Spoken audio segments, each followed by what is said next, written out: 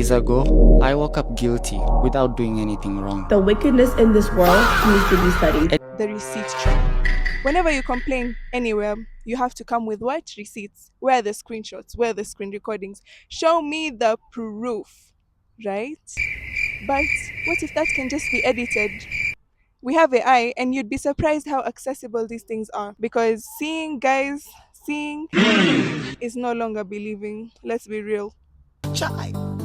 Even the thought of it makes me want to boogie. My name is Nana Aziz. I'm your host, and welcome to the Legal Tea, where you've come for the tea, but you just might leave with a degree.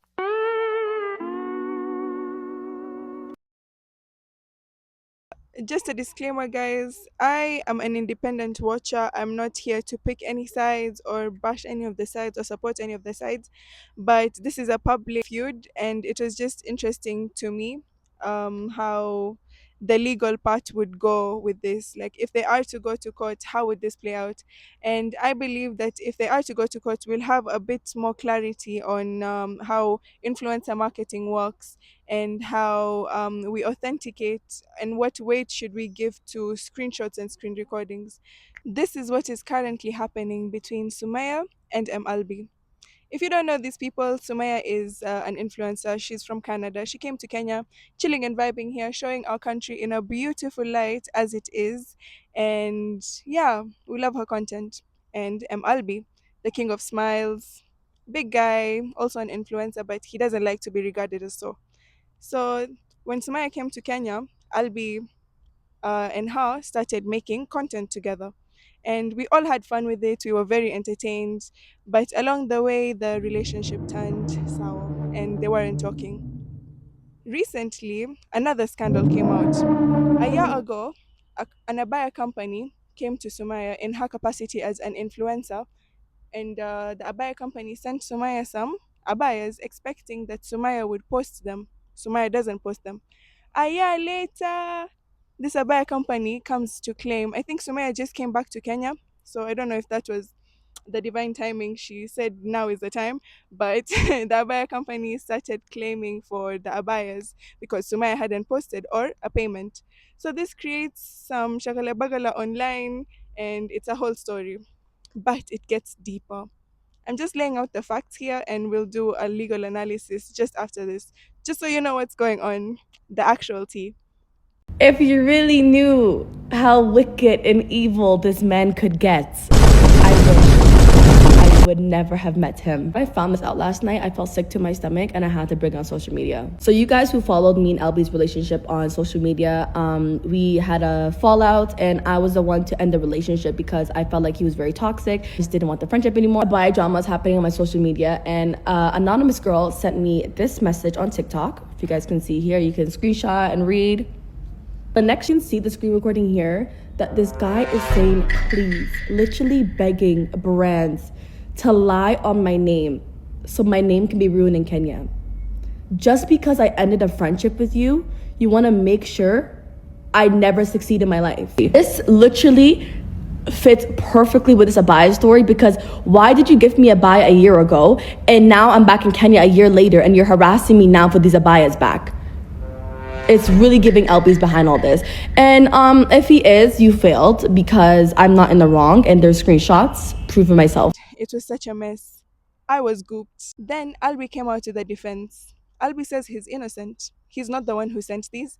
He claims that these screenshots and screen recordings were fake. 3 days ago, I woke up guilty without doing anything wrong. The wickedness in this world needs to be Sent screenshots, a viral story, and overnight, my entire reputation was questioned. Online, truth doesn't matter as much as emotions. Fake stories move fast, truth moves slowly, and names get destroyed in between. Today, it's my name. Tomorrow, it could be you, your friend, your sibling. In a world where lies trend faster than truth, who protects us from the internet? What piqued my interest in the beginning was that Albi said he'd go to court, and I thought that he would go to court for defamation, which is the spreading of false information so that you ruin someone's reputation, which is exactly what is happening. For Albi, this could be very costly to him. Brands would refuse to work with him because of this. You know, goodwill is very important out in this world. So defamation is basically how the law protects you from gossip and hate speech and false information that's being spread about you out there. So very interesting. You can sue someone if they're lying on your name, guys. Kweni serious. Hire our Kili and you will see. You might get compensation. You know what I'm saying? But to be serious, this is very alarming because is it just that easy to finish someone completely, to get someone cancelled? Albi has been complaining of hate comments. He's been getting death threats. People are telling him to off himself just because of the things they think he has done. But what if the screenshots were fake? Do you know how accessible it is? I feel like I'm gonna illustrate here because me and my brother did this experiment. I texted him from a new account just to see what AI can do and how accessible it is. Ask Grok to change a few words. So instead of a car, we replaced it with eggs. And it was really that simple, guys. If it's that accessible, do you think it's out of our minds that this could be faked? So the legal issues that come up here are: number one, if Albi is to go to court for a defamation case, will this be sustained in court? Defamation, as we said, is false statements used to ruin someone's reputation. And something interesting here: civil defamation places strict liability on the maker of the false statements, that they did this either knowingly or unknowingly, that the statements made were either true or false. So Sumaya would still be held liable for the reputation points that Albi lost, even if the screenshots were fake or not, because she's the one who pushed the agenda. Now, if they are to go to court, are these screenshots and screen recordings, can they be used in court? Are they admissible evidence? Admissible evidence is evidence that can be taken in court, and it has weight. Like, it has weight to prove whether something is true or false. So, your DMs, if someone takes a screenshot, are they admissible? And what if someone faked these things? How can court authenticate that these screenshots are true or false? Now, the Evidence Act is king here. So the court can't just trust anything that you give it, right? Especially since, like, this is not original evidence. Sumaya received these screenshots from a third party, right? She wasn't the one who sent the screenshots, or she wasn't the one who sent the videos. It's actually someone anonymous. They wanted to stay anonymous. Lakini, in this case, she's going to have to come to light. Section 106B of the Evidence Act requires a certificate of authentication if you are to give digital evidence.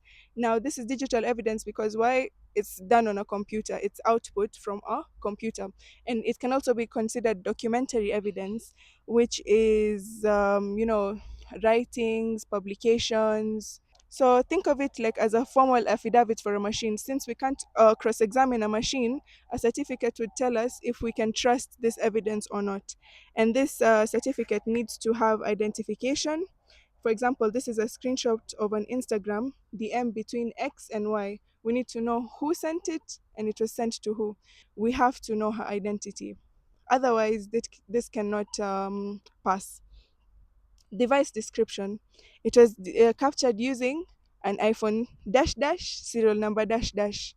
So the parties involved, the device used, and then there's supposed to be an integrity statement that the person who sent these, or like did the screen recording, confirms that the device was working properly and they haven't edited, altered, or photoshopped these images. You understand how this mysterious whistleblower can't stay mysterious if they are to go to court. She or he will be a very important pillar of this investigation.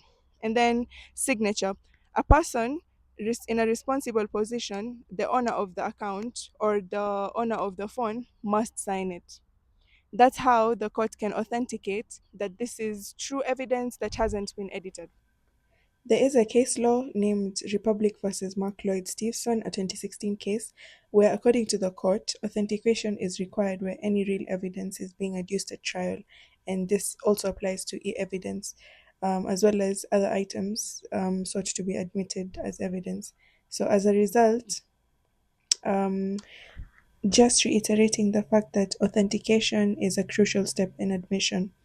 And for email printouts, as well as printed electronic messages, which screenshots would fit into this framework, the most convenient would be circumstantial evidence, where it has its own distinctive characteristics.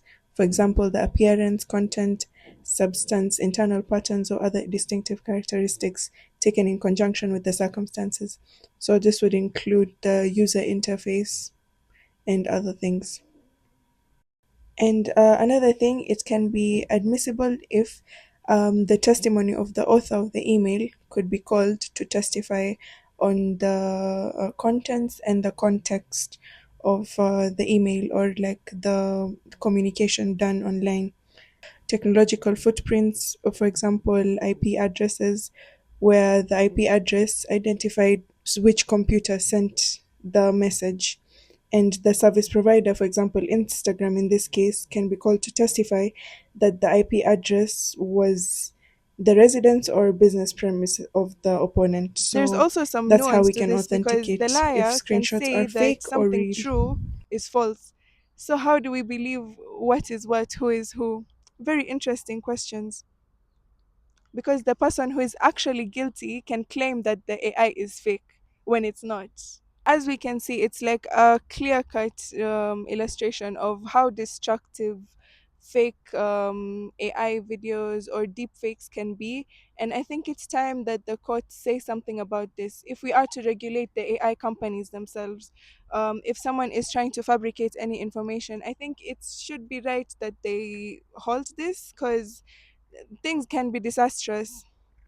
Context is erased. You don't know this screenshot was part of a bigger conversation that could change the entire understanding of the public. And you know, the public is very, I feel like we're very quick to react. So, and it can be to the detriment of all of us. Number two, there's a really low barrier to entry. Grok is so accessible, guys. Anyone can do this. Today, I decide I have a scheme. I have a kinyongo with someone. I will ruin them, and it's just gonna be that easy. But should we let it be that easy? We should think a bit deeper and have some critical analysis when it comes to the things we see online. And this is speaks a lot to confirmation bias because drama like this thrives on high engagement. Like people keep talking about it, you know, and like this just means that the damage is deeper. Someone can rename their profile and text just a random number or approach you pretending to be Albi. This is identity theft. Stories of identity theft are also bleeding into this, which is a cybercrime. There's a lot of ways that this can happen. So, as a community, I think we have to be very nuanced and not feed into everything we see, because seeing is no longer believing. Let's be real. I am very interested to see what would happen if they actually went to court. So yeah, thank you so much for watching and look out for more videos. I will be back. And if there's any topic you'd like me to speak on, I would love to comment down below and subscribe. I don't know, let's make something out of this. And I would also love to invite collaborators. Let's talk nerdy stuff. I think girly, nerdy tea would be very yummy. I don't know what you think. So, Asante Sana. I'll see you next time. So the bar exam results are out and it's not looking pretty. We have a 21% pass rate. Only three